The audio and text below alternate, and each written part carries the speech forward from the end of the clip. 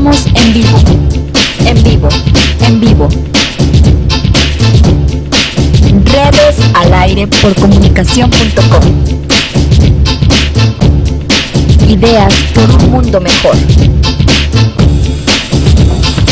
Redes, redes, redes. Enciende tus ideas. Al aire, al aire, al aire, al aire. Televisión online. Regreso, está ya en la línea telefónica nuestro amigo Sergio Méndez Silva, quien es abogado distinguido, joven luchador de derechos humanos. Y pues bueno, ahora vamos a conversar con él sus puntos de vista que tenga sobre lo acontecido el día de ayer, que fue el diálogo entre Javier Sicilia y víctimas y Felipe Calderón Hinojosa. Sergio, muy buenos días. Sí, bueno, Sergio. Sí, oigo, dime. Buenos días. Sergio, ¿cuál es tu análisis después de lo ocurrido el día de ayer sobre el diálogo entre Sicilia y Felipe Calderón? Pues mira, ¿me escuchas bien, mi querido José Alfredo? ¿Bueno? ¿Sí? ¿Te escucha? Sí, yo te escucho. ¿Tú me escuchas bien? Sí, claro. Ah, ok. Pues mira, a mí me parece que fue muy positivo. El acercamiento con los funcionarios que son responsables de atender este estado de desgracia que hoy sufre la nación, pues es fundamental. El hecho de que exista un movimiento que proteste, que se mueva, que concite la unidad de la gente justamente para reclamar justicia, pues en ningún sentido le quita ese ánimo de exigencia de justicia y de reclamo, el hecho de que se reúna con el presidente de la República, que a fin de cuentas pues son los responsables, insisto, de atender ese estado de cosas. Y a mí me parece además que este tipo de acercamientos pues lo que busca es sensibilizar justamente a los funcionarios, de que no se queden ajenos a la problemática y al sufrimiento de la gente, que las víctimas tienen nombre, tienen rostro y que tienen que ser atendidas. Es justamente ese reclamo lo que ayer pues se expresó frente al presidente. A mí me parece que el señor Calderón estuvo con una muy buena actitud, una actitud receptiva, incluso en ciertos casos autocrítica, y en ese sentido me parece que esa reunión pues ha sido, por lo pronto, ahorita nada más respecto a la actitud, pues un éxito para el movimiento por la paz, y esperemos que ahora ya con los acuerdos que se tienen y con los compromisos a los que se llegaron, que fueron públicos de cara a toda la nación, pues se empiecen a aterrizar ya actos concretos de atención a las personas y de que sepan la verdad de lo que pasó con sus familiares, se sancionen a los responsables de esos crímenes atroces y además pues se evite la repetición de esos actos y se reparen los daños que se han generado, y fundamentalmente pues generar para el movimiento, y me parece que es el gran mensaje, pues la unidad entre la gente, entre los mexicanos y las mexicanas, porque en este momento de emergencia nacional pues es un elemento fundamental, mi querido José Alfredo. Sergio, es un movimiento que ha sido paradigmático porque en principio las víctimas se han vuelto activistas. A las víctimas que están ahorita en la punta del movimiento, pues nadie les cuenta nada, no tienen un partido, no tienen a nadie que esté detrás dirigiéndolos o manipulándolos. A ellos los está moviendo pues el dolor, como bien lo decía Javier Sicilia, y por otro lado es un movimiento que propone amor en lugar de discordia y sembrar odio. Por otro lado es una caravana que parte de México hacia la provincia, cosa que pues nunca se había dado, siempre las caravanas son hacia México. Y por otro lado es una caravana que llega y en lugar de llegar a estrujar las puertas de Los Pinos, pues resulta que le son abiertas de una manera directa, franca, lo cual pues también marca un hito en la historia. ¿Será esta una nueva forma de hacer política en México, Sergio? A mí me parece que consolida una forma de hacer política fundamentalmente de parte de la sociedad civil que está organizada hoy día. el movimiento por la paz, con justicia y dignidad tiene pues un enorme sentido político, obviamente no partidista, sino de reclamo, de exigencia de justicia, de que las cosas funcionen bien en el país, porque a fin de cuentas, pues los derechos más importantes de las personas, desde mi punto de vista, se reduce a algo muy simple, a que puedan tener una vida buena y una vida feliz, y justamente eso es lo que ha sido históricamente el reclamo de las organizaciones civiles dedicadas, por ejemplo, a la defensa de los derechos humanos. Digo que a mí me parece muy bien que las personas que han sufrido pérdidas tan dolorosas como la desaparición o muerte de sus familiares, pues hoy estén empoderadas, exigiendo respeto, exigiendo atención, y que los funcionarios cumplan con su obligación, porque a fin de cuentas la sociedad civil organizada y movilizada está cumpliendo con su parte de su responsabilidad, de movilizarse, de no quedarse callada, de no solamente estar esperando que el gobierno haga algo sin darle el primer paso, y me parece que en este caso, como en muchos otros, la sociedad civil da el primer paso, va hacia adelante, y siempre,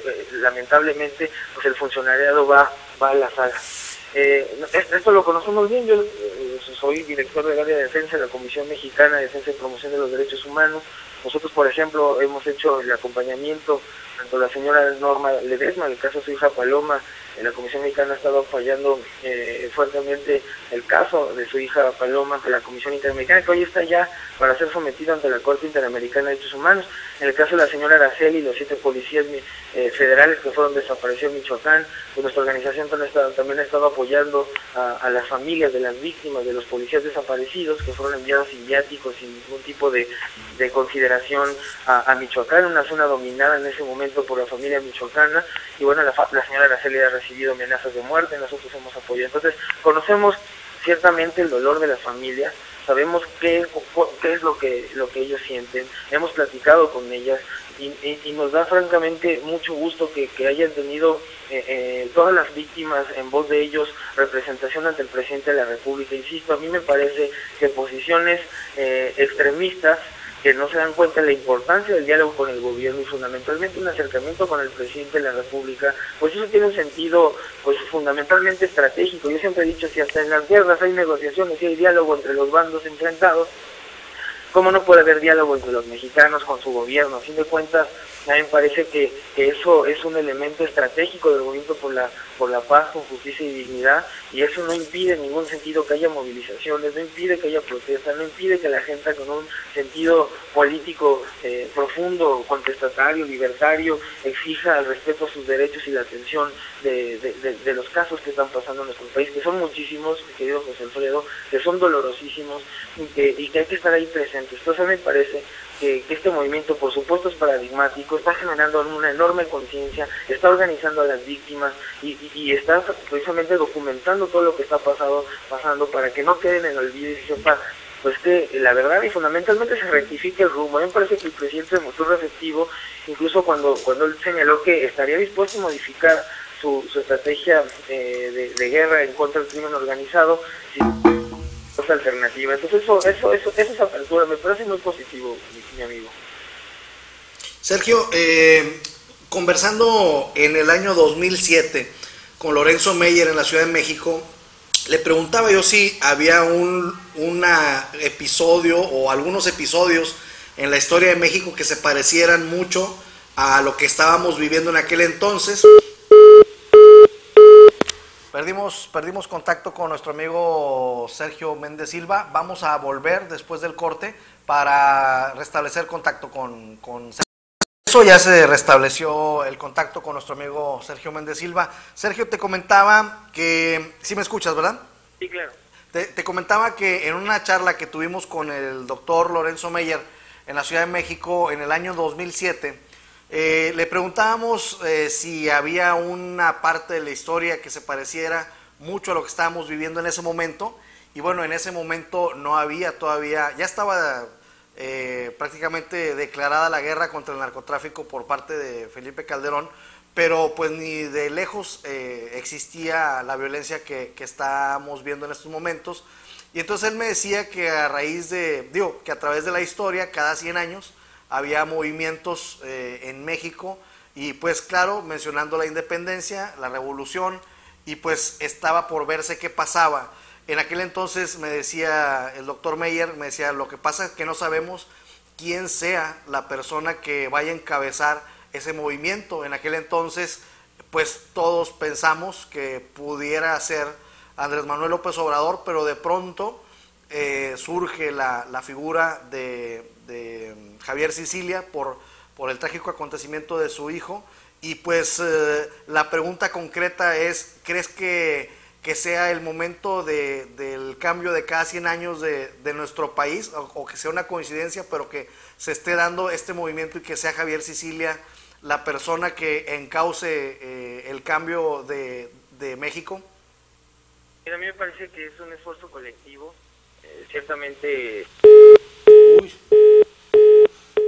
Pues estamos teniendo otra vez problemas con la línea telefónica, vamos a hacer un tercer intento, se está cortando la llamada, vamos a hablarle otra vez a nuestro amigo Sergio Méndez Silva. Vamos, un pequeñísimo corte, una disculpa. Estamos de regreso ya con la línea fija, porque en nuestro país pues la telefonía móvil no tiene mucha palabra de honor, que digamos, y por ahí ahora sí ya estamos con nuestro amigo Sergio. Comentaba Sergio que veías un esfuerzo colectivo. Claro, sí, claro, la figura del señor Sicilia llama a la unidad, es un buen ser humano, una persona que le interesan los demás, que además aporta ese discurso de unidad. Es muy importante, por supuesto, su liderazgo. Sin embargo, me parece que no es solamente el señor Sicilia, que este es un esfuerzo colectivo. Muchas organizaciones civiles, la gente que desea impulsar este cambio desde abajo, ha estado participando activamente con ideas, con propuestas, y acercándose justamente al movimiento. Las marchas, que han sido multitudinarias y muy bien recibidas en todo el país, pues demuestran, insisto, que este es un esfuerzo colectivo.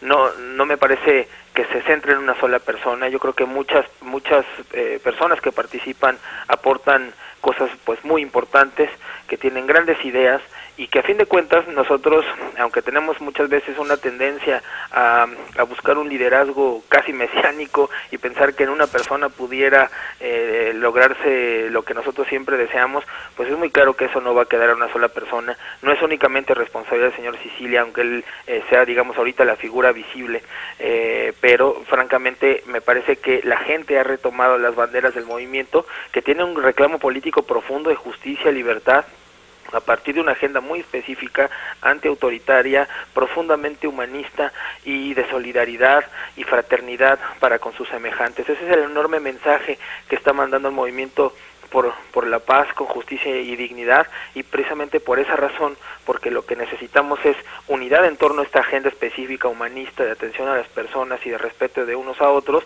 es que ha llamado a la unidad de una manera muy importante. Obviamente hay ciertos sectores que siempre han estado en contra de los reclamos libertarios y humanistas, ¿no? que han criticado, que se han alejado, que no comparten la agenda del movimiento, pero pues eso pasa siempre, por fin de cuentas no hay un sistema de valores único, y aunque sí mayoritario, y en este caso a mí me parece que el movimiento por la paz ha estado llamando justamente a la construcción de una postura mayoritaria en torno a estos reclamos y a esta agenda concreta, que no se queda solamente en el tema de exigencia de justicia para las víctimas, sino que es una agenda de un cambio profundo desde abajo, en serio, y yo llamaría radical del país, y que tampoco queda esto en este sexenio, ni será únicamente con el señor Calderón, y yo espero que el movimiento se mantenga siempre actuante, siempre movilizado, que esto llame a mayor tiempo de trabajo, de unidad, en fin, que trascienda este sexenio, que trascienda incluso estos reclamos iniciales,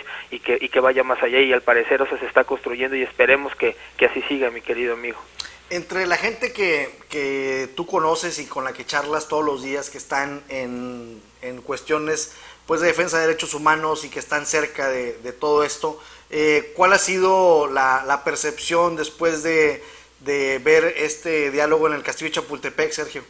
Pues mira, a mí me parece que es muy positivo, insisto, porque a fin de cuentas quienes tienen que tomar las decisiones, porque controlan pues la estructura de los órganos del Estado pues son las propias autoridades, y no solamente el presidente Calderón, sino también pues el movimiento, como ya lo han anunciado, va a tener reuniones con el Poder Legislativo, con los legisladores, con el Poder Judicial, con la Suprema Corte. Ayer la Suprema Corte dijo que estaría en muy buena disposición de reunirse con el movimiento por la paz.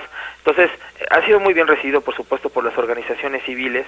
Seguiremos impulsando esta agenda inicial de atención a las víctimas hasta que se concreten y, por supuesto, se atiendan a las personas, se repare, verdad, y haya garantías de no repetición, y además esto se concrete. Pero insisto, la postura va más allá. Entonces esto es muy bien recibido porque une a las organizaciones civiles, une a las personas que, aunque no estén en algún grupo organizado, pues están participando en el movimiento, y el movimiento ha crecido muchísimo. Entonces es muy positivo, es muy bueno. Insisto, el diálogo es necesario, es estratégico.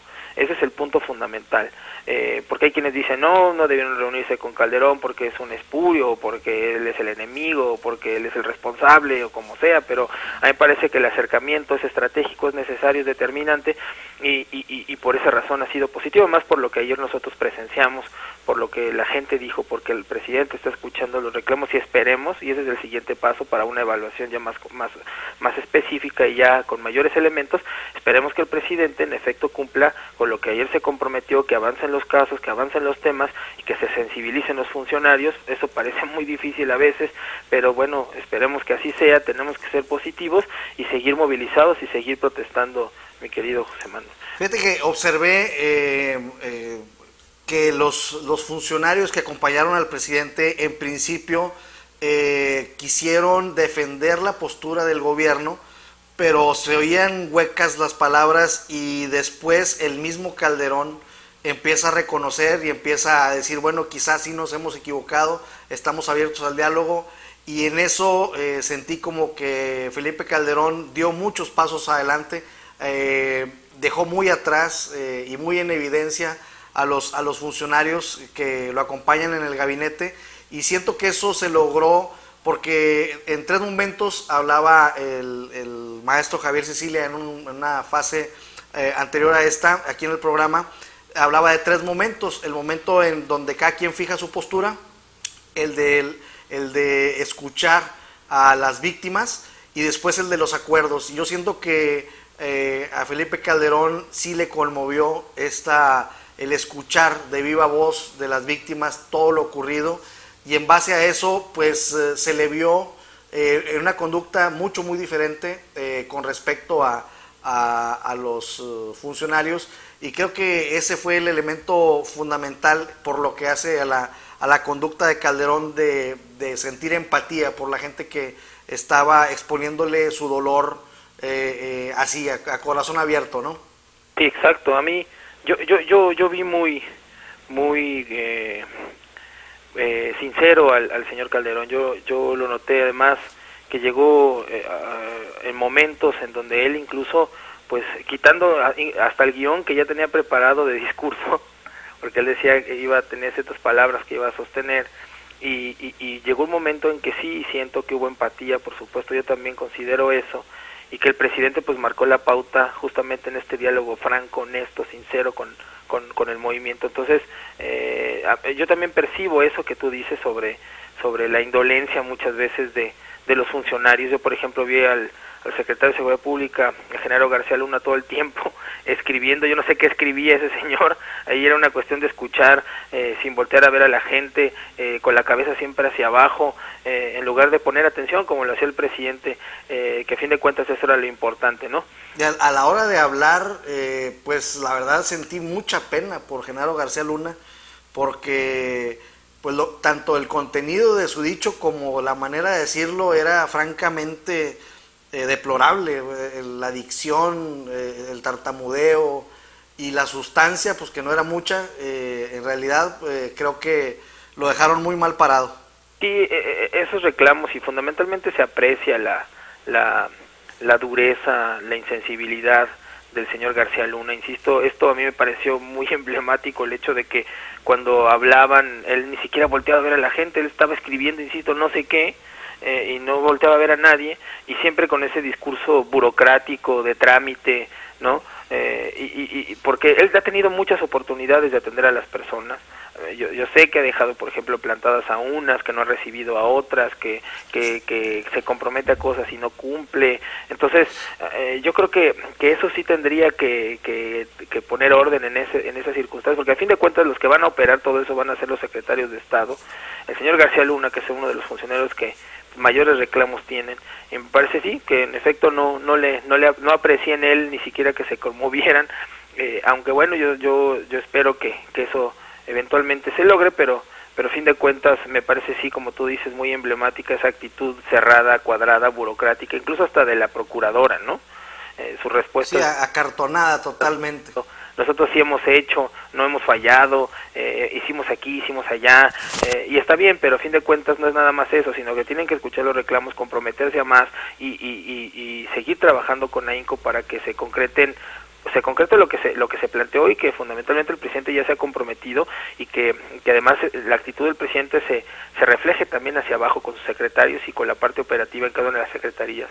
Una parte en donde sentí a Felipe Calderón ya en total apertura fue cuando expuso con detalles el caso de Hank Ron, en donde anteriormente le había llamado, el poeta Javier Sicilia le había llamado pifia a ese hecho, a ese episodio con el hijo de Carlos Jan González, y él expone con mucha exactitud lo ocurrido y dice, bueno, es que la libertad la dictó una jueza, y dice, y eso ya no me corresponde a mí, o sea, nosotros lo que queríamos era actuar, y pues bueno, la jueza dijo que no se acreditaba la flagrancia, y en ese sentido pues yo ya no puedo hacer nada. Entonces ahí yo siento que fue un momento clave en donde les dice, bueno, es que yo soy el presidente de la República, pero también estoy atado en muchas cosas, ¿no?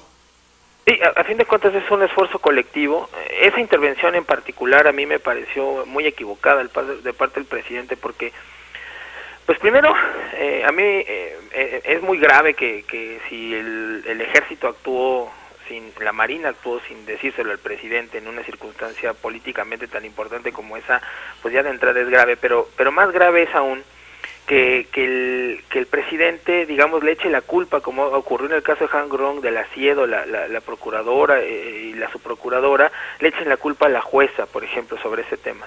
Porque sí puede hacer mucho el presidente, no evitar, por ejemplo, ese tipo de conductas ilícitas que dejan sin valor probatorio las evidencias que eventualmente se encuentren en un lugar donde se cometió un delito.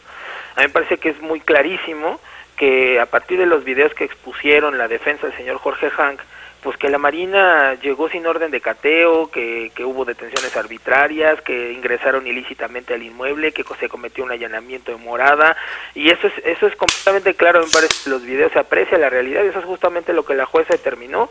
A mí me parece que hubo una parte donde el presidente dice, bueno, pues sí, tenemos que nosotros que actuar, pero lo dijo como si fuera un pesar, que él tiene que respetar la ley justamente para evitar que las pruebas que se obtengan a partir de diligencias como esa o de actos como ese por parte de las Fuerzas Armadas o de la policía, pues no queden sin valor probatorio. Pero eso es exclusiva y completa responsabilidad del presidente. El juez cumplió con su obligación de no avalar una detención completamente ilícita porque no se aprecia que haya flagrancia en ninguna circunstancia. La Suprema Corte incluso ha sido muy claro sobre el tema de la prueba ilícita en casos como Atenco, por ejemplo, que es el caso emblemático, y la última vez en el caso del niño que fue violado en el Instituto San Felipe, en el caso de la señora Martel. En ese sentido, en el caso específico yo me aparto del criterio de la Corte, pero respecto al tema concreto de las garantías del debido proceso, pues eso es muy importante, y en eso sí está la responsabilidad del presidente y de la Procuraduría, de las Fuerzas Armadas. Es inadmisible que se alegue como pretexto que está la ley, porque yo sentí eso, que Calderón, el presidente, se quejaba de que la ley les impide actuar con mayor contundencia. Él decía, pues ahí están las armas, ¿y qué voy a hacer con las armas? ¿No? Allí se cometió un delito, en efecto, y ya no podemos hacer nada porque el Poder Judicial me lo impide. Pues no, eso es justamente lo que debió haber pensado.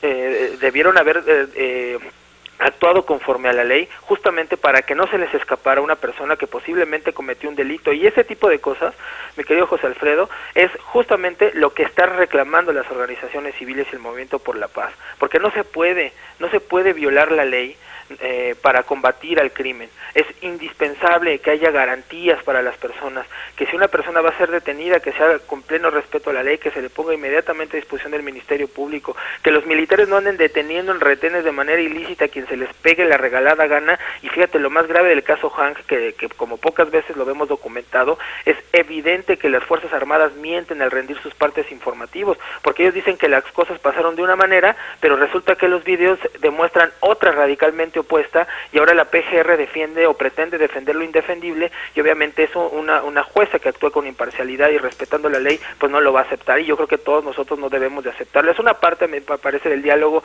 con el presidente, donde el presidente se equivoca, donde defiende lo indefendible, donde no tiene una actitud realmente crítica sobre la actuación de las Fuerzas Armadas y de la Procuraduría, y es precisamente en esa parte donde nosotros tenemos que reclamar más, mi querido amigo, porque no es aceptable que las Fuerzas Armadas violen la ley, que se combata el crimen con el crimen, que se diga que la ley y más que la ley, fundamentalmente los derechos de las personas, porque esos son los derechos de las personas, son como una especie de dique que les impide a las autoridades cumplir con sus responsabilidades. Es un discurso falaz que tenemos que combatir y que es inaceptable. Entonces, esa parte no me pareció bien. Sin embargo, insisto, hay otras en donde el presidente se muestra sincero, y yo espero que la parte positiva permee en todo esto, y que realmente se cumplan con los acuerdos a los que se llegaron, y que esto empiece a cambiar realmente. De todas maneras, insisto, si no es así, el movimiento tiene que seguir protestando, tiene que seguir movilizándose, y las organizaciones civiles pues estaremos acompañando en todo este proceso, mi querido amigo.